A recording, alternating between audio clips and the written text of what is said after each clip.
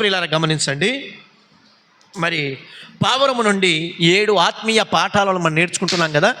2 విషయాలు మనం విన్నాం. ఈరోజు 3వ విషయం మనము ధ్యానించబోతున్నాం. మనం ధ్యానించబోతున్నది ఏంటంటే పావురము పరిశుభ్రము కలిగినది. ఏది చెప్పండి? పావురం ఏది చెప్పండి? పరిశుభ్రమైనది. ప్రేమైన దేవుని వారలారా, పావురానికి ఏమండి అది ఒక మంచి లక్షణం కలిగి ఉన్నది. ఏంటి దాని లక్షణం అంటే పావురము పరిశుభ్రము కలిగినది. దానికి శుభ్రత అంటే చాలా ఇష్టం. ఏమండి, దానికి శుభ్రత అంటే, నీటి అంటే తనకి చాలా ఇష్టం. అది అపవిత్రతకు చోటు ఇయ్యదు. లేకపోతే ఏమండి ఎక్కడైనా ఒక బురద కానీ, లేకపోతే ఒక గలీజ్ కానీ, ఒక దుమ్ము ధూళి కానీ అలాంటి ప్లేస్ చూడగానే ఏమండి తన దరిదాపులో కూడా వెళ్ళదు. అది ఒక మాటలు చెప్పాలంటే పావురము పరిశుభ్రతకు చాలా ప్రాధాన్యత ఇస్తుంది. మీకు తెలుసా అది ఎలా పరిశుభ్రత అవుతుందంటే, అది ఏదో ఒక నదిలో వెళ్ళో, ఒక కాలువలో వెళ్ళో, లేకపోతే ఒక సముద్రం వెళ్ళో ఈత కొట్టి తన స్నానం చేసి తన శరీరాన్ని శుభ్రం చేసుకోదు. అయితే ఇక్కడ గమనించండి, తన నోటి నుండి ఏమండి శిరము అనే ఒక పదార్థం ఉంటుందన్నమాట. శిరము అనే ఒక పదార్థం ద్వారా ఏమండి ఆ పదార్థంతో, అంటే ఒక మాటలు చెప్పాలంటే ఒక పాలు, ఏమండి శిరం అనే ఒక పాలు తన నోటి నుంచి విడుదల చేసుకొని ఆ నోటిలో నుంచి వచ్చిన ఆ పాలుతో ఏమండి ముక్కుతో ఇలా తీసుకొని తన శరీరాన్ని అంటించుకుంటుందన్నమాట.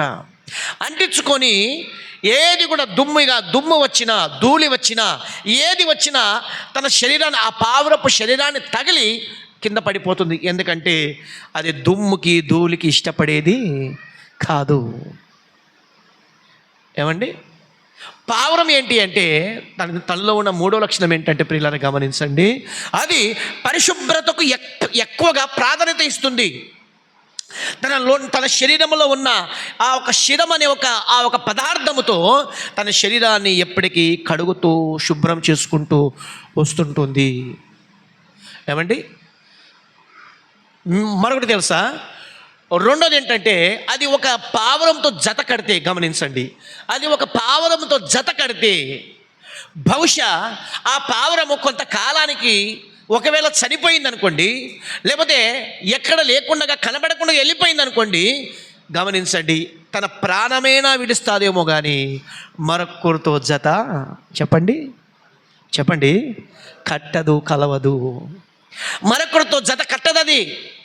మరొక పావురం ఉంది కదా, దానికంటే నేను జత కట్టిన పావురం నల్లగా ఉంది, ఇప్పుడు చూస్తున్న పావురం కొద్దిగా తెల్లగా ఉంది, లేకపోతే మచ్చలుగా ఉంది, కలర్గా ఉంది, దీంతో నేను జత కడతానని చెప్పి తన విడిచిపోయిన ఆ పావురమును, వదిలిపెట్టిన ఆ పావురమును, చనిపోయిన ఆ పావురమును బట్టి మరొక పావురముతో జత కట్టడానికి అది ఇష్టపడదు. పిల్లలని గమనించండి, ఈరోజు పావురం మనకి ఏం నేర్పిస్తుందంటే పరిశుభ్రతను నేర్పిస్తుంది. ఏమండి మరి పావురం ఎలాగైతే తన శరీరములో ఉన్న ఒక శిరం అనే ఒక పదార్థము ద్వారా తన దేహమును శుద్ధి చేసుకుంటుందో, మరి దేవుడు మనలో ఏదైనా ఏమండి పదార్థమును పెట్టాడా మనకు కూడా శుభ్రం చేసుకోవడానికి? మనం కూడా శుభ్రం కాగలమా? మరి మన పరిస్థితి ఏంటి అని ఈరోజు పావురాన్ని కాస్త గడ్డకు పెట్టి, లేకపోతే కాసేపు ఏమండి గడ్డకు ఉంచి మన గురించి మనం ఆలోచించగలిగితే మన గురించి కూడా దేవుడు కొన్ని విషయాలు చెబుతున్నాడు.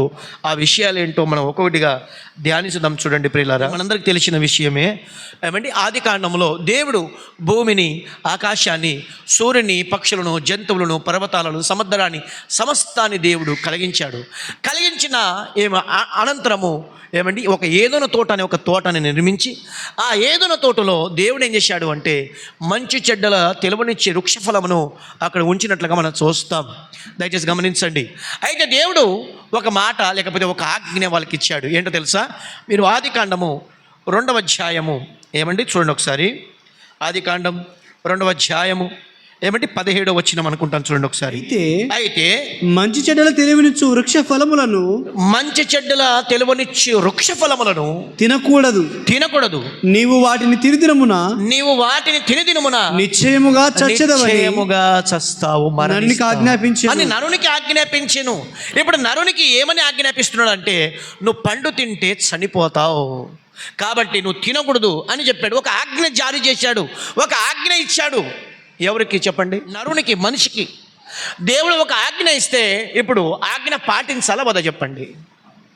ఖచ్చితంగా పాటించాలి. అయితే ప్రియులారా, మానవుడు మనందరికి తెలిసిన విషయమే. అటు తర్వాత హవ్వమ్మ, తర్వాత ఆదాము గారు ఇద్దరు కూడా దేవుని ఆజ్ఞకి ధిక్కరించి వారు తినరాని పండు తిని ఆ ఏదోను తోటలో నుంచి ఒడ్డుకెళ్ళినట్లుగా మనం చూస్తాం. ఎప్పుడైతే ఆదాము దేవుని మాటకు ధిక్కరించి ఆజ్ఞ అతిక్రమించాడో మానవుడు పాపిగా మారిపోయాడు. దేనిగా మారిపోయాడు చెప్పండి? పాపిగా మారిపోయాడు. అందుకోసమే మొదటి యోహాను పత్రిక 3వ అధ్యాయము చూడండి ఒకసారి. మొదటి యోహాను పత్రిక 3వ అధ్యాయము 4వ వచనం మనం చూడగలిగితే, యోహాను సువార్త మొదటి యోహాను పత్రిక 3వ అధ్యాయము 4వ వచనం. పాపము చేయు ప్రతివాడు ఆజ్ఞను అతిక్రమించుచున్నాడు. ఆజ్ఞ అతిక్రమమే పాపము. ఆజ్ఞ మీరిపోతే పాపం. దేవుడు ఏమని చెప్తున్నాడంటే, నేను ఈ పని చేయవద్దని చెప్పాను, ఆ పని చేయడమే పాపము. ఆదాముకి చెప్పాడు, నువ్వు ఈ పండు తినవద్దని దేవుడు చెప్తే ఆ పండుని తిని ఆదాము ఏం చేశాడు అంటే పాపిగా మారిపోయాడు. ప్రియులారా గమనించండి, ఆదాము గర్భము నుంచి సర్వ మానవాలు వస్తున్నట్లుగా మనం చూస్తున్నాం. దేవుడు మరొక మాట చెప్తున్నాడు. ఆ మాట మీరు చూడగలిగితే ఆదికాండము 8వ అధ్యాయము 21వ వచనం. అప్పుడు యెహోవా ఇంపైన సువాసన ఆగ్రహించి ఇక మీదట నరులను బట్టి భూమికి మరలా శపించను. ఎందుకనగా నరుల హృదయ ఆలోచన వారి బాల్యము నుండే చెడ్డది. గమనించండి, ఇక్కడ నరులు ఎలా ఉన్నారు అంటే బాల్యము నుండే ఏంటంట చెడ్డవారు. పిల్లలు ఎలాంటి వారు అంటే బాల్య దశ నుండి చెడ్డోళ్ళు. ఎలా చెప్పండి? ఎలా అంటే మన శరీరంలో లేకపోతే మనలో ఏదైతే వద్దని చెప్తుందో అదే చేయమని ఈ శరీరం చెప్తుంది. ఏదైతే నువ్వు వద్దంటుందో అదే చేయమని చెప్తుంది ఈ శరీరం. వారి బాల్య దశ నుండి ఏంటంట చెడ్డవారు. ఎందుకు తెలుసా? పిల్లలలో ఆజ్ఞ మీరే తత్వము ఎక్కడి నుంచి వచ్చిందంటే ఆదాము నుండి ప్రారంభమైంది. ఆదాము నుండి ప్రారంభమై అలా వస్తూ ప్రతి మానవుడు కూడా ఎలా మారిపోయాడంటే పాపిగా మారిపోయాడు. ప్రేమైన దేవుని వారలారా, మానవులలో ఏ లక్షణం ఉందంటే పాపపు లక్షణం ఉంది. మానవుల్లో ఆజ్ఞ మీరిపోయే లక్షణం ఉంది. మానవుల్లో దేవునికి వ్యతిరేకంగా నిలబడే లక్షణం ఉంది. అందుకోసమే ప్రియులారా మానవుడు పాపిగా కనబడుతున్నాడు. మరొక మాట మనం చూడగలిగితే చూడండి ఒకసారి. కీర్తన గ్రంథం చూడండి ఒకసారి. కీర్తన గ్రంథము 51వ అధ్యాయము 1వ వచనం నుంచి మనం చదువుతున్నాం. దేవా, నీ కృప చొప్పున నన్ను కరుణింపుము, నీ వాత్సల్య భావులము చొప్పున నా అతిక్రమములను తుడిచివేయము. నీవు తీర్పు తీర్చినప్పుడు నిర్మూలనగా అగబడదు. తర్వాత మాట, తల్లి గర్భములో నుండి పాపిగా ఈ లోకానికి వస్తున్నాడు. ఈ తల్లి గర్భములో నుండి ఎక్కడి నుంచి వచ్చాడు ఈ మానవుడు అంటే ఆదాము గర్భం నుంచి కొన్ని గర్భాలు దాటుకుంటూ ఈరోజు భూమి మీద మనిషిగా కనపడుతున్న ప్రతి మానవునిలో ఏముంది చెప్పండి? పావరానికి చూడండి, తనకు తాను శుభ్రం చేసుకోవడానికి తనలో ఒక పదార్థాన్ని దేవుడు ఉంచాడు. అయితే మనలో చూడండి ఏ మంచితనము కూడా లేదు అని వాక్యం సెలవిస్తుంది. ఎందుకో తెలుసా? మనలో దేవునికి ధిక్కరించే లక్షణం ఉంది. మనలో దేవునికి ఆజ్ఞకు వ్యతిరేకంగా నిలబడే శక్తి ఉంది. యెషయా గ్రంథంలో ఒక మాట ఉంటుంది, ఆకాశమా ఆలకించుము, భూమి చెవియగ్గుము, నేను పిల్లలను పెంచి గొప్పవారిగా చేస్తే వారేం చేశారంట? నా మీద తిరగబడ్డారు. మానవుడు దేవునికి తిరుగుబాటు చేసే లక్షణం ఉంది మానవునిలో. ఎందుకో తెలుసా? దేవుడు ఏది వద్దంటాడో అదే చేయడానికి శరీరము సిద్ధపడుతుంది అన్నమాట. మరొక మాట మనం చూడగలిగితే మంచి మాట. పత్రిక 5వ అధ్యాయము 12వ వచనం. ఇట్లుండగా ఒక మనిషిని ద్వారా పాపము ద్వారా మరణమును లోకములో ఎలాగు ప్రవేశించును అలాగుననే మనుషులందరూ పాపము చేసినందున మరణము అందరికీ సంప్రాప్తమాయను. మనుషులందరూ పాపం చేశారు. ఏంటి ఆ పాపం అంటే, దేవుడు ఏదైతే వద్దని చెప్తాడో దాన్నే చేయడమే పాపం. దేవుడు నువ్వు వ్యభిచరించవద్దంటాడు, మానవుడు వ్యభిచారములో మునిగిపోయాడు. దేవుడు దొంగలించవద్దంటాడు, మానవుడు దొంగలను ప్రారంభించాడు. దేవుడు విగ్రహారాధన తప్పు అంటాడు, మానవుడు అదే చేయడం ప్రారంభిస్తున్నాడు. నువ్వు చేయొద్దు అని దేవుడు ఏదైతే చేయొద్దు అంటాడో మానవుడు అదే చేస్తాడు. నువ్వు బూతులు మాట్లాడొద్దు, నువ్వు చెడు చూపు చూడవద్దు, నువ్వు పాపం చేయవద్దు అన్నా మానవుడు అదే చేస్తున్నాడు. గనక ఏమవుతున్నాడు చెప్పండి? మానవుడు చెప్పండి, పాపిగా మారిపోయాడు. ప్రేమైన దేవుని వర్లరా, అంటే మనము శుద్ధి చేయడానికి ఇంకా ఏదైనా ఆస్కారం ఉందంటే ఏది లేదు. ఎందుకో తెలుసు చెప్పండి? ఎందుకంటే మానవుడు పాపి. మరొక మాట చూడండి దయచేసి, మరొక మాట మీరు చూడగలిగితే రోమపత్రిక 6వ అధ్యాయము 23వ వచనం. ఏలయనగా పాపము వలన వచ్చు జీతం మరణం. చూశారా? మానవుడు చివరికి పాపము చేస్తూ దేనికి సంపాదించుకున్నాడంటే మరణాన్ని కొని తెచ్చుకున్నాడు. ప్రేమైన దేవుని వర్లరా, పావురం చూడండి, తన శరీరములో ఒక మంచి పదార్థాన్ని బట్టి తనకు తాను శుద్ధి చేసుకుంటుంది, అది శుభ్రత కనబడుతుంది. అయితే మానవుడిలో చూడండి, పాపం ఉంది.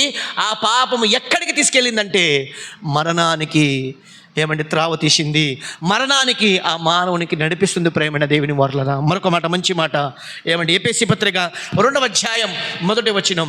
మీ అపరాధముల చేతను పాపముల చేతను మీరు చచ్చిన వారే ఉండగా. ఇక్కడ గమనించండి, మానవుడు ఎలా చనిపోయాడంటే మన అపరాధముల చేత, మన పాపముల చేత మనం చనిపోయాం.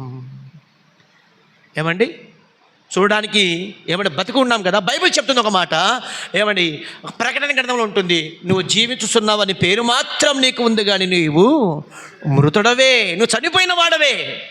చూశారా? మానవుని స్థితి ఏ స్థితికి వచ్చేసిందంటే ఏదైతే దేవుడు ఆజ్ఞను మీరిపోయాడు, మానవుడు మీరిపోయాడు, పాపము చేశాడు, ఏదైతే దేవుడు చేయవద్దని చెప్పాడో దాన్ని చేసి మానవుడు పాపిగా మారిపోయాడు.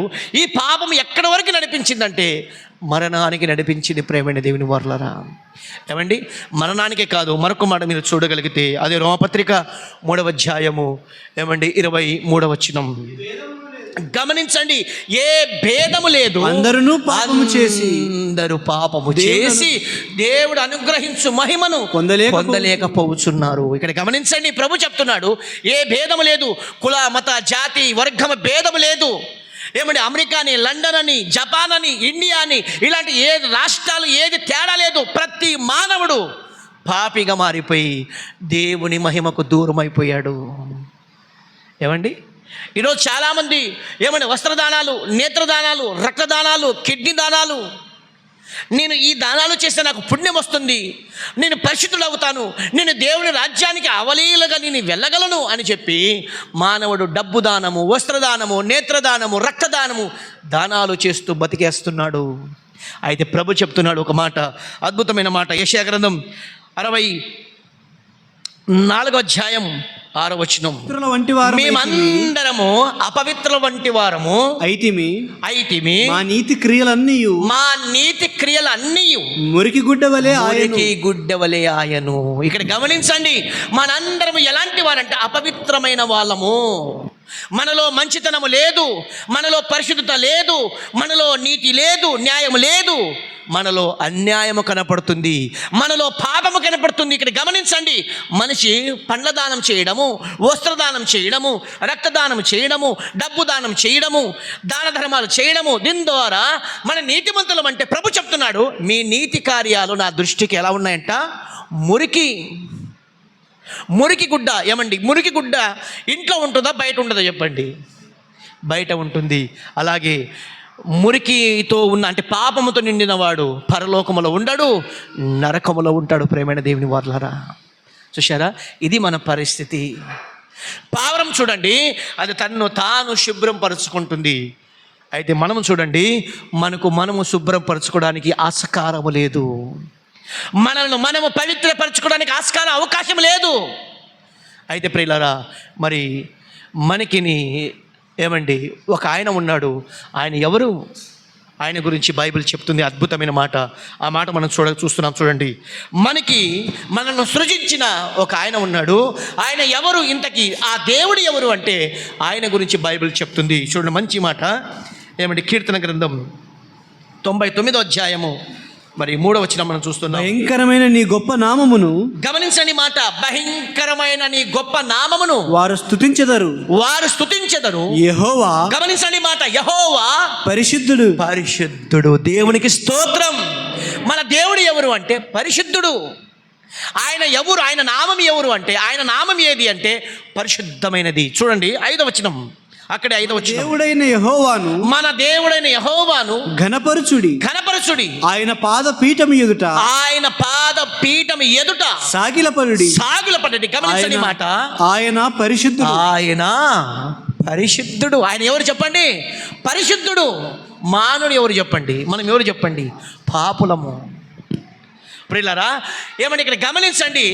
ఏమండి దేవుడు ఎవరు అంటే ఆయన పరిశుద్ధుడు. ఆయన నామం ఎలాంటిదంటే పరిశుద్ధమైన నామం. మరొక మాట 9వ వచనం, మన దేవుడైన యెహోవా పరిశుద్ధుడు. మన దేవుడైన యెహోవాను ఘనపరచుడి. సాగిలపడుడి. మన దేవుడైన యెహోవా పరిశుద్ధుడు. మన దేవుడు ఎవరు అంటే పరిశుద్ధుడు. మరొక మాట మనం చూడగలిగితే ప్రియులారా, యెషయా గ్రంథం 6వ అధ్యాయం 3వ వచనం, వారు సైన్యములకు అధిపతి యెహోవా పరిశుద్ధుడు. సర్వలోకము ఆయన మహిమతో నిండి ఉన్నది అని గొప్ప స్వరము గానములు చేయుచున్నవి. దేవునికి స్తోత్రము కలుగునగాక. స్వరాలు ఏమని చెప్తున్నాయి? ఆయన పరిశుద్ధుడు. ఆ స్వరాలు ఏమని పాడుతున్నాయి? ఆయన పరిశుద్ధుడు. ఆ స్వరాలు ఏమని కేకలు పెడుతున్నాయి? ఆయన పరిశుద్ధుడు. చూశారా? మనం ఎవరు చెప్పండి? దేవునికి స్తోత్రం. మనం ఎవరు చెప్పండి? పాపులము. మనలను మనం రక్షించుకోగలమా చెప్పండి? రక్షించుకోలేం. పావురం చూడండి, తనకు తాను శుభ్రం చేసుకునే పదార్థం దేవుడు అందులో ఉంచాడు, తన శరీరంలో ఉంచాడు. కాబట్టి పావురం నిగనిగలాడుతుంది, నీటిగా కనబడుతుంది, శుభ్రం కనబడుతుంది. మానవుడు పైకి మాత్రం శుభ్రంగా కనబడుతున్నాడు, కానీ లోపల మాత్రం భయంకరమైన పాపంతో నిండి ఉన్నాడు. చెడుతనముతో, వ్యభిచారముతో, విగ్రహారాధనతో, బూతులతో, పాపముతో, శాపముతో, అంధకారముతో మానవుడు నిండిపోయాడు.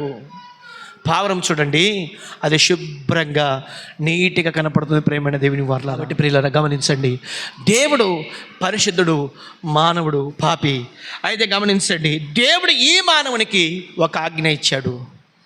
ఏమండి, దేవుడు ఈ మానవునికి ఒక ఆజ్ఞ ఇచ్చాడు. ఆ ఆజ్ఞ ఏంటో మనం చూడగలిగితే లేవియాకాండం 20వ అధ్యాయము 26వ వచనం, నాకు పరిశుద్ధులై ఉండవలెను, మీరు నాకు పరిశుద్ధులవై ఉండవలెను, యెహోవా అను నేను పరిశుద్ధులను, మీరు నా వారై ఉండునట్లు అన్ని జనుల్లో నుండి మిమ్మల్ని ఏర్పరచుకున్నాను. దేవునికి స్తోత్రం. ఇక్కడ గమనించండి, ఆనాడు ఇశ్రాయేలు ప్రజలని గమనించండి ప్రియులారా, అన్ని జనుల్లో నుండి దేవుడు ఇశ్రాయేలు ప్రజలను ఏర్పరచుకున్నాడంటే ఎందుకు చెప్పండి? దేవుడు చెప్తున్నాడు, నేను పరిశుద్ధుడిని కనుక మీరును పరిశుద్ధులై ఉండవాలి. ఏమండి ఇక్కడ గమనించండి, దేవుడు ఎలాంటి వాడంటే ఏమండి నిత్యుడు. ఆయన అనంతమైన దేవుడు. అనంతమైన దేవునికి, నిత్యత్వం కలిగిన దేవునికి, అతి పరిశుద్ధమైన స్థలంలో ఉన్న ఆ దేవునికి ఎవరో ఆజ్ఞ ఇచ్చినందుకు ఆయన పరిశుద్ధుడు కాదు. ఎవరో చెప్పినందుకు ఆయన పరిశుద్ధుడు కాదు. ఆయన దగ్గర ఒక గ్రంథం ఉంది, ఆ గ్రంథాన్ని చదువుకొని ఆయన పరిశుద్ధుడు కాలేదు. ఆయన ప్రతిరోజు ఆ వాక్యాన్ని చదివినందుకు పరిశుద్ధుడు కాలేదు. ఆయన కూడా యేసు రక్తంతో కడగబడినందుకు ఆయన పరిశుద్ధుడు కాలేదు. ఆయనే పరిశుద్ధుడు. మనము చెప్పండి పాపులము. పాపి అయిన ఈ మానవునికి ప్రభు చెప్తున్నాడు, నేను పరిశుద్ధుడిని. ఎలాంటి పరిశుద్ధుడు ఆయన? ఎవరి ఆజ్ఞ లేని వాడుగా ఆయనే పరిశుద్ధుడు. ఆ పరిశుద్ధమైన దేవుడు మనకు చెప్తున్నాడు, మీరును పరిశుద్ధులుగా ఉండండి. అంటే మన పరిశుద్ధతకు ఆయన పరిశుద్ధతకు వ్యత్యాసం ఉంది. ఆయన పరిశుద్ధుడు, మనకు ప్రభువే ఏం ఇస్తున్నాడు చెప్పండి ఇప్పుడు? పరిశుద్ధతగా పరిశుద్ధుడిగా చేయడానికి ఆయన మనకు ఒక ఆజ్ఞ ఇస్తున్నాడు. ఏమని చెప్తున్నా మనం ముందుకు వెళ్దాం. దయచేసి త్వరగా మరలా మత్తయి సువార్త చూద్దాం. చూడండి, మత్తయి సువార్త 5వ అధ్యాయము 48వ వచనం. పరలోకపు తండ్రి, మీ పరలోకపు తండ్రి పరిపూర్ణుడు గనుక మీరును పరిపూర్ణులుగా ఉండేవలెను. ఇక్కడ గమనించి, ఆయన ఎవరు అంటే పరిపూర్ణుడు. ఆయనలో ఏ మచ్చ లేదు, ఆయనలో ఏ పాపము లేదు, ఆయన ఏ తప్పు చేయని వాడుగా అతి పరిశుద్ధుడు. ఆ పరిశుద్ధమైన దేవుడు మనకి చెప్తున్నాడు, మీరును పరిపూర్ణులుగా ఉండండి. పరిపూర్ణుడు అంటే అర్థం ఏంటో తెలుసా? శుద్ధులు కండి అని ప్రభు చెప్తున్నాడు. శుద్ధులు కావాలి. ఎందుకు తెలుసా? ఈ భూమి పైన శుద్ధి చేయడానికి చాలామంది శుద్ధి కావడానికి అనేకమైన యాత్రలు చేస్తూ, ఎన్నో గంగా స్నానాలు చేస్తూ, ఎన్నో దాన ధర్మాలు చేస్తూ మేము శుద్ధులయ్యాము, పవిత్రులయ్యామని చెప్పి చాలామంది ప్రయాసపడుతుంటారు. అయితే మనకు కూడా ఒక శుద్ధి చేయడానికి ఒక బావి ఉంది. ఆ బావి పేరు ఏంటో తెలుసా ప్రియులారా? ఆ బావి పేరు ఏంటో మీరు చూడగలిగితే 1 యోహాను పత్రిక 1వ అధ్యాయము 7వ వచనం. అప్పుడు ఆయన కుమారుడైన యేసు రక్తము ప్రతి పాపము నుండి మనలను పవిత్రులుగా చేయను. దేవునికి స్తోత్రం. యేసు రక్తం ఎలాంటిదంటే మనల్ని పవిత్రపరుస్తుంది. ఆ రక్తం మనలో లేదు, మనలో ఉన్న రక్తము పాపానికి సూచిస్తుంది. యేసు రక్తం పరిశుద్ధమైనది, ఆయన పరిశుద్ధుడు. ఆ పరిశుద్ధమైన దేవాది దేవుని రక్తము మనందరికీ శుద్ధి చేస్తుంది ప్రియులారా. శిలం అనే ఒక పదార్థము ఆ పావురంలో ఉంది కదా, ఆ పావురములో ఆ ముక్కుతో ఆ పదార్థముతో ప్రియులారా గమనించండి, తన శరీరాన్ని శుద్ధి చేసుకుంటుంది. అలాంటి శుద్ధి చేసుకునే శక్తి మన దగ్గర లేదు. అయితే అది గమనించిన దేవాది దేవుడు, అతి పరిశుద్ధమైన దేవుడు, పవిత్రమైన దేవుడు దేవదూతలతో అనేకమైన వారితో కొనియాడబడుతూ పరిశుద్ధుడు పరిశుద్ధుడు పరిశుద్ధుడు అని కొనియాడబడిన దేవుడు మానవుడుగా ఈ లోకానికి వచ్చి మన పాపముల కొరకు కొరడా దెబ్బలు తిని, ముళ్ళ కిరీటం ధరించి, కాళ్ళ చేతుల మేకులు కొట్టించుకొని రక్తము కారిచి, ఆ రక్తముతో ఏం చేస్తున్నాడు చెప్పండి? ఇప్పుడు మనందరినీ పవిత్రపరుస్తున్నాడు. ఇప్పుడు మనం ఏమయ్యామంటే క్రీస్తు యేసు ద్వారా మనం ఏమయ్యాం చెప్పండి? పరిశుద్ధులమయ్యాం. దేవునికి స్తోత్రం. మనము తెచ్చుకున్న పరిశుద్ధత కాదు ఇది. మనము నీతిమంతులుగా కాలేదు, మనము పరిశుద్ధులు కాలేదు. మనలను చేసింది పరిశుద్ధుడు ఎవరు చెప్పండి? పరిశుద్ధమైన యేసయ్య. ప్రేమైన దేవుని వారలారా, మరొక మంచి మాట 1 కొరింథీ పత్రిక 15వ అధ్యాయము 22వ వచనం. ఆదామునందు అందరూ ఎలాగూ మృతి పొందుచున్నారో అలాగుననే క్రీస్తునందు అందరూ బ్రతుకుతున్నారు. దేవునికి స్తోత్రం. ఆదాము ద్వారా అందరికి మృతి వచ్చింది, ఆదాము ద్వారా అందరికి పాపము సంప్రాప్తమైంది, ఆదాము ద్వారా అందరికి మరణం వచ్చింది. యేసయ్య ద్వారా నిత్య జీవం వచ్చింది. ప్రేమైన దేవుని వారలారా, యేసయ్య ద్వారా మనకు పరిశుద్ధత వచ్చింది, యేసయ్య ద్వారా మనం పవిత్రులయ్యాం, ఆయన రక్తం ద్వారా మన నీతిమంతులయ్యాం అని వాక్యం సెలవిస్తుంది. మరొక మాట మనం చూడగలిగితే 2 కొరింథీ పత్రిక 7వ అధ్యాయం 1వ వచనం. ప్రియులారా, మనకు ఈ వాగ్దానములు ఉన్నవి గనుక దేవుని భయముతో పరిశుద్ధతను సంపూర్తిగా చేసుకొనుచు శరీరమునకును ఆత్మకును కలిగిన సమస్త కల్మషము నుండి మనలను పవిత్రులుగా చేసుకొందము. ఎవరు మనకు పవిత్రులుగా చేసేది చెప్పండి? ఆత్మ కలిగిన కల్మిషము, శరీరానికి కలిగిన కల్మిషము, ఈ కల్మిషాన్ని తుడిచేది ఎవరు అంటే యేసు రక్తమే. ప్రేమైన దేవుని వారలారా, మరొక మంచి మాట 1 తెస్సలోనిక పత్రిక 4వ అధ్యాయం 7వ వచనం. పరిశుద్ధులు అగుటకే దేవుడు మనల్ని పిలిచాడు. దేవుడు దేని కొరకు పిలిచాడట ఇక్కడ గమనించండి. దేవుడు ఎందుకు పిలిచాడట చెప్పండి? మనకి దేవుడు ఎందుకు పిలిచాడు చెప్పండి? అందరూ ఎక్కడున్నారు కదా. దేవుడు మనకి ఎందుకు పిలిచాడంట? మరొకసారి చదువునైనా. పరిశుద్ధుల అగుటకై దేవుడు మనల్ని పిలిచాను. దేవుడు మనకి ఎందుకు పిలిచాడంటే చెప్పండి? అయ్యా దానిలయ్యా, సువార్త అయ్యా, పౌలయ్యా, సువార్తమ్మ, ప్రమిళమ్మ లేకపోతే సంగమా, జూటూరు సంగమా, దేవుడు మనందరికీ ఎందుకు పిలిచాడు అంటే దేవుడు మనందరినీ పరిశుద్ధుల అగుటకై దేవుడు పిలిచాడంట. ఏమండి, ఇప్పుడు ఆయన దగ్గర మనం వచ్చామంటే ఎందుకు వచ్చామని చెప్పండి? పరిశుద్ధులు కావాలి. దేనిలో పరిశుద్ధత కావాలి? నాలుకలో పరిశుద్ధత, చూపులో పరిశుద్ధత, మాటలో పరిశుద్ధత, నడవడికలో పరిశుద్ధత, జీవితంలో పరిశుద్ధత. ఏమని మందిరంలో వచ్చినప్పుడు కాదు పరిశుద్ధత, నువ్వు ఎక్కడ ఉంటే అక్కడే నీవు ఎలా ఉండాలి చెప్పండి? పరిశుద్ధత. నీ పడకలో పరిశుద్ధత కనపడాలి, నీ జీవితంలో పరిశుద్ధత కనపడాలి, నీ గ్రామంలో నువ్వు పరిశుద్ధతగా ఉండాలి. నీవు ఎక్కడ వెళ్ళినా, ఏ ప్రాంతంలో వెళ్ళినా, ఎక్కడ నివసించినా నీ జీవితంలో ఏం కనపడాలి చెప్పండి? పరిశుద్ధత. ఏమండి, చాలామంది పిల్లలని నేను చూస్తుంటానండి, ప్రభువు నమ్మిన పిల్లలని. ఏమండి, మందిరానికి వస్తుంటారు, పాటలు పాడతారు. అయితే వాళ్ళ ఫేస్బుక్లో, వాళ్ళ ఇన్స్టాగ్రామ్లో చూస్తే సినిమా పాటలు కనబడుతుంటాయి. నేను చాలా బాధపడుతుంటాను. నేను అలాంటి వారిని చూసి చాలా దుఃఖిస్తుంటాను. సినిమా పాటల మీద ఏమండి ఫోజులు ఇస్తూ, యాక్షన్లు చేస్తూ చూస్తుంటే నేను చాలా బాధపడుతుంటాను. పరిశుద్ధత ఎక్కడ ఉండాలి? కేవలం మందిరానికి వచ్చినప్పుడు కాదు. నువ్వు ఏదైతే ఫేస్బుక్ వాడుతున్నావో, యూట్యూబ్ ఏది వాడుతున్నావో అందులో పరిశుద్ధత కనపడాలి. బైబిల్ చెప్తుంది, హృదయం నిండింది ఏం చేస్తారని చెప్పండి? నోరు మాట్లాడుతుంది అని. ఇక్కడ గమనించండి, హృదయంలో నిండింది ఈ రోజుల్లో మొబైల్ చెప్తుంది. నీ హృదయంలో ఏముందో నీ మొబైల్ చెప్తుంది నువ్వు ఎలాంటి వాడువో అని. నీ హృదయంలో ఏముందో నీ మొబైలే చూపుతుంది, ఇలాంటి వాడు వీడు అని చెప్పి, ఇలాంటిది ఈమె అని చెప్పి. గమనించండి, ప్రభు చెప్తున్నాడు, నేను పిలిచింది మిమ్మల్ని పాపులు కావడానికి కాదు. మిమ్మల్ని నేను పిలిచింది మీరు పాపులుగా మారిపోవడానికి కాదు. నేను పిలిచింది మీరు పరిశుద్ధులుగా ఉండడానికి. చూశారా? ఏమండి, మనలో పరిశుద్ధత ఉందా? ఏమండి, గుండె మీద చేపెట్టుకొని చెప్పండి, నేను పరిశుద్ధుడిని దేవుని కొనుక్కొని మీరు చెప్పగలరా చెప్పండి? నా మాటలో పరిశుద్ధత ఉంది, నా చూపులో పరిశుద్ధత ఉంది, నా నడవడికలో పరిశుద్ధత ఉంది, నా గ్రామంలో నేను పరిశుద్ధుడిగా ఉన్నాను అని చెప్పడానికి మీరు ఏమండి, మీకు గుండె ధైర్యం ఉందో చెప్పండి? మీకు లేదు. కారణం ఎందుకు తెలుసా? ప్రభు చెప్పాడు, నేను మీకు ఎందుకు పిలిచాను అంటే, నేను పరిశుద్ధుడిని. నేను మిమ్మల్ని ఎందుకు పిలిచానంటే, మీరు పరిశుద్ధులుగా ఉండుటకే నా కుమారుని చంపాను. మీరు పరిశుద్ధులుగా ఉండుటకు ఆయనకు కొరడా దెబ్బలు కొట్టించాను. మీరు పరిశుద్ధులుగా ఉండడానికి ఆయన కాళ్ళ చేతుల మేకులు కొట్టించాను. మీరు పరిశుద్ధులుగా ఉండడానికి రక్తం కార్చాను. మీరు మాత్రం నన్ను నమ్ముకొని ఇంకా పాత జీవితంలో కొనసాగుతున్నారు.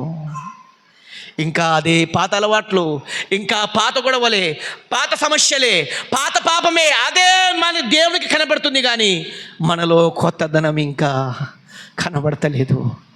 మరలైన మంచి మాట మరొకసారి చదవమంట. మంచి మాట, మీరు పరిశుద్ధులు అగుటకై పిలువబడితిరి కానీ ఆ పవిత్రుల అగుటకు కాదు. గమనించండి, దేవుడు పాపులుగా ఉండడానికి పిలిచలేదు. నువ్వు ఇంకా ఈ లోకంలో కలవడానికి దేవుడు పిలిచలేదు. నువ్వు పరిశుద్ధంగా ఉండడానికి పిలిచాడు. ఏమండి, మనము ఏదైనా పని చేసుకుంటున్నప్పుడు, ఎవరైనా కలబడినప్పుడు, మాట్లాడుతున్నప్పుడు మనం వాళ్ళతో కలిసిపోతున్నామా? మనలో ప్రత్యేకత కనబడుతుందా? వీళ్ళు క్రైస్తవులు, వీళ్ళ దగ్గర మాట్లాడకూడదు. వీళ్ళు క్రైస్తవులు, వీళ్ళు చాలా మంచి వాళ్ళు, వీళ్ళ నోటి నుంచి నేను ఏనాడు కూడా ఒక్క బూతు మాట వినలేదు. అబ్బా, ఎలా కంట్రోల్ చేసుకుంటారండి మీ నాలుకను? మీరు ఖచ్చితంగా చెప్పగలరా? నేను ఖచ్చితంగా చెప్పగలను. నేను వారములు కాదు కదా, నెలలో కాదు కదా, 6 నెలలు, సంవత్సరం కాదు కదా, నేను ప్రభుని నమ్ముకొని ఇంచుమించు సుమారు 20 సంవత్సరాలు అవుతుంది. నేను బూతులు మాట్లాడను ప్రియులారా, మాట్లాడలేను కూడా. అది నాకు రావు. అవి ఎలా ఉంటావో నేను కేవలం వినడమే తప్ప, చెవులు ఉన్నాయి కాబట్టి వినడమే తప్ప నా నాలుక నుంచి రావు పదాలు. మనము పరిశుద్ధపరచుకోవడానికి పరిశుద్ధమైన దేవుడు తన రక్తాన్ని మనకు ఉంచాడు, తన శిలువ రక్తాన్ని మనకు ఉంచాడు. మనం ఎంతగా పరిశుద్ధ కలిగి జీవించాలి. మరొక మాట, ఒక అద్భుతమైన మాట. నిజంగా మీకు ఈ వాక్యం ద్వారా దేవుడు మాట్లాడుతుంటే మీ గుండెలు కరిగిపోయే మాట. ఒక అద్భుతమైన మాట. హెబ్రీ పత్రిక 12వ అధ్యాయము 14వ వచనం, అందరితో సమాధానమును పరిశుద్ధత కలిగి ఉండుటకు ప్రయత్నించుడి, గమనించండి మాట, దయచేసి సంగమా, దయచేసి గమనించండి. పరిశుద్ధత లేకుండగా ఎవడును ప్రభుని చూడలేడు. ఏమంటున్నాడు ప్రభు? నీవు పరిశుద్ధంగా ఉండకపోతే ఆ పరిశుద్ధమైన దేవుని చూడడానికి మనకి అవకాశం లేదు. మనం పరిశుద్ధంగా లేకపోతే పరిశుద్ధమైన దేవుని చూడలేము. దేవుడు ఒక కండిషన్ పెట్టాడంటే తెలుసా? నేను పరిశుద్ధుని, నాకు ఎవరు ఇలా ఉంటే నువ్వు పరిశుద్ధుడు, ఇలా చేస్తే పరిశుద్ధుడు అని దేవునికి ఆజ్ఞించే వాళ్ళు ఎవరు ఆయన పైన ఎవరు లేరు. ఆయనకు ఆయనే పరిశుద్ధుడు. అయితే దేవుడు మనల్ని పరిశుద్ధపరచడానికి ఒక గ్రంథం మనకిచ్చాడు. సిలువలో యాలాడబడిన క్రీస్తు మనకిచ్చాడు. ఏమండి, ఆ క్రీస్తు ప్రభులు వారు చెప్తున్నారు, యేసు రక్తము నా రక్తం మీ అందరినీ కడుగుతుంది. రెండోది, ఈ వాక్యం ద్వారా దినము మనం చదువుతున్న ధ్యానిస్తున్న ఈ వాక్యం మనల్ని ఏం చేస్తా చెప్పండి? పరిశుద్ధపరుస్తుంది. ప్రభు చెప్తున్నాడు, మీరు నా దగ్గరికి చేర్చబడాలి అంటే నేను ఎలాగ పరిశుద్ధున్నో చెప్పండి. మీరును సంగమా, మీరును పరిశుద్ధులుగా ఉండాలి. ఏమండి, ఇప్పుడు చెప్పండి, మనం పరిశుద్ధులుగా ఉన్నామా? మన గుండె మీద చేయబెట్టి నేను పరిశుద్ధులుగా ఉన్నానా? నా మాటల్లో, నా చూపుల్లో, నా ఆలోచనలో, నా కుటుంబంలో, నా జీవితంలో, నీ ఫలములో ఉన్న, కుటుంబంలో ఉన్న, సమాజంలో ఉన్న, గ్రామంలో ఉన్న, ప్రజల మధ్యన ఉన్న, ఎక్కడ వెళ్ళినా మన పరిశుద్ధతకు దేవుడు తూకం పడుతున్నాడు. ప్రేమైన దేవుని వర్లారా, ఏమండి, ప్రభు చెప్తున్నాడు, పరిశుద్ధత లేకపోతే నన్ను ఎవరు చేరలేరు. మరి దేవుని మందిరం కోసం సహకరించారా? నాకు అవసరం లేదు. మీరు ధాన్యం ఇచ్చారా? నాకు అవసరం లేదు. మీరు బంగారం ఇచ్చారా? నాకు అవసరం లేదు. ఇవన్నీ నాకు అవసరం లేదు. నీ జీవితం పరిశుద్ధంగా లేకపోతే నీవు నా దగ్గర చేరలేవు. కాబట్టి ప్రియులారా, పావురము ఒక మంచి లక్షణం కలిగి ఉంది. ఏంటి చెప్పండి? పరిశుభ్రత కలిగి ఉంది. అది ఎలా కలిగి ఉందంటే, దేవుడు ఒక మంచి పదార్థము తన శరీరంలో ఉంచాడు. తన శరీరాన్ని ఎప్పుడు మురికి తలిగిందని తనకు అనిపిస్తే తన ముక్కులో నుంచి ఒక పదార్థాన్ని తీసుకొని, నోటి నుంచి తీసుకొని ఆ ముక్కుతో అందులో ముంచి, ఆ పదార్థంలో ముంచి తన శరీరం అంతటిని శుభ్రం చేసుకుంటుంది. అయితే మనకు అలాంటి అవకాశం లేదు. దానికంటే అమూల్యమైనది మనకు ప్రభు ఇచ్చాడు. అదే యేసయ్య రక్తం. ఆ రక్తంతో మనందరం కడగబడ్డాం. కడగబడిన మనము దయచేసి మరలా అదే బురదలోకి వెళ్ళి, అదే పాపంలోకి వెళ్ళి దేవునికి దూరస్తుల కాకూడదని ఈ యొక్క వాక్యం ద్వారా దేవుడు మనకి ఆజ్ఞ ఇస్తున్నాడు. జాగ్రత్త చెప్తున్నాడు. పరిశుద్ధపరచడానికి ఆయన సిద్ధంగా ఉన్నాడు.